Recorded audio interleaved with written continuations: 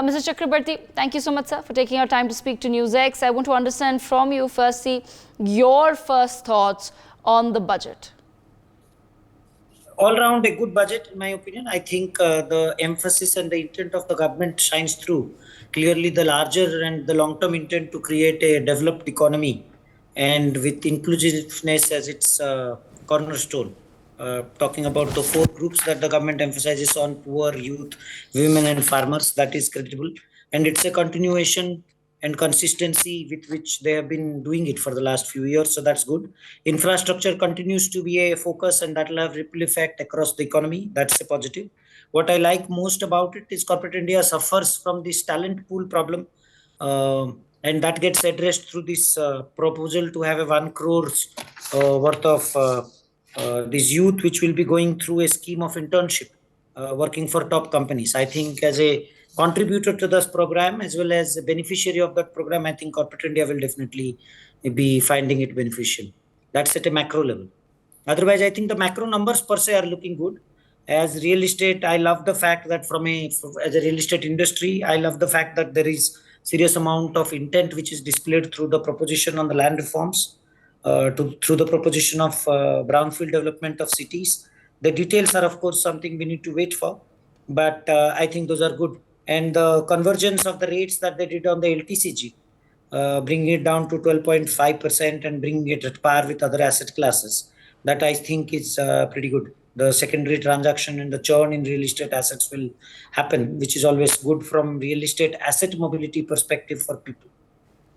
Mr. Chakrabarti, as far as real estate sector is concerned, like you said that there are certain parts of the budget that you have appreciated, but what is it that speaks out most to you as far as developing India for the future and housing needs of India will also be concerned? Do you feel that the budget provides the vision that is required? Yeah, I think so. I think a combination of things which I already talked about, but nevertheless, if I were to speak a little more detail on that, this 3 crore housing is a big deal. It's not a small thing to be supporting the creation of 3 crore housing. India has a population about 140 crores and about 35 crores families. And we are talking about practically 10% of the family requirement in terms of households. Combination of urban and rural. And like I said, the details when they come out will eventually dictate how this goes about happening. But as a vision statement, it could not have been better. That's point number one.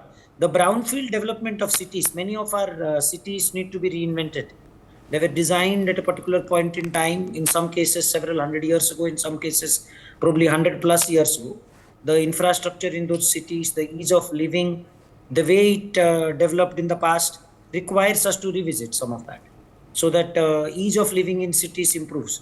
So I would hope when the details come and the policies start getting framed, this will be a significant boost for real estate sector in general, but in particular for the city dwellers. As citizen or urban citizen, I think we would all benefit from it depending on how it eventually gets deployed. Mr. Chakrabarti, rental housing is something, the third one, and of course land.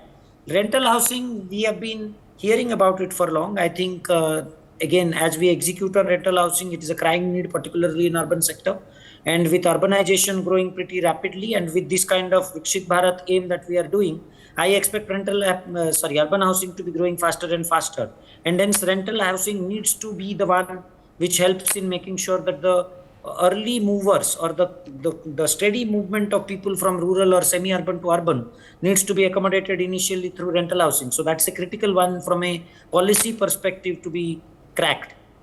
Mr. Chakrabarti, at the same time, how does one do a reversal of the movement as well? Because we've seen in the past few decades there has been a too rapid development of certain cities, which is now led to many people believing that cities like Delhi, Mumbai, they're all saturated as far as infrastructure is concerned, as far as even real estate is concerned. The prices continue to be rocketing in certain cities. What does this mean then for the development of tier 2 and tier 3 cities and real estate in those cities? So I think personally tier 2 and tier 3 also have been seeing the ripple effect of the economic growth, and the equalizer between top tier or tier 1 cities versus the tier 2 or tier 3 cities is going to be a combination of infrastructure, technology, and talent pool. And I personally believe all three fronts the government intends to do something. As I said, the detailing and the policy will eventually dictate that. But post pandemic, as an example, we saw how technology has become an equalizer for somebody to sit in any remote corner in India and still perform the same duty as he or she could have performed sitting in Mumbai or Delhi. Yes. So similarly, another equalizer is infrastructure. Another equalizer is talent pool. If I can sit anywhere and do my job, it's fine. And the rural sector independently has also been taken care of. So in my opinion, that creates an equal balance. However, directionally, and there are multiple economies as a proof over the last 100 years, every economy ultimately moves towards an urban-centric model or a reasonably high level of percentage of urban-centric. In our journey as a country, I think we are relatively low on urbanization. So I think we still have space. What is important, of course, Delhi and Mumbai may have oversaturated, but there are enough and more next 10 or next 15 cities which can grow and accommodate bulk of this urbanization. For more such videos, subscribe to the NewsX YouTube channel, hit the bell icon.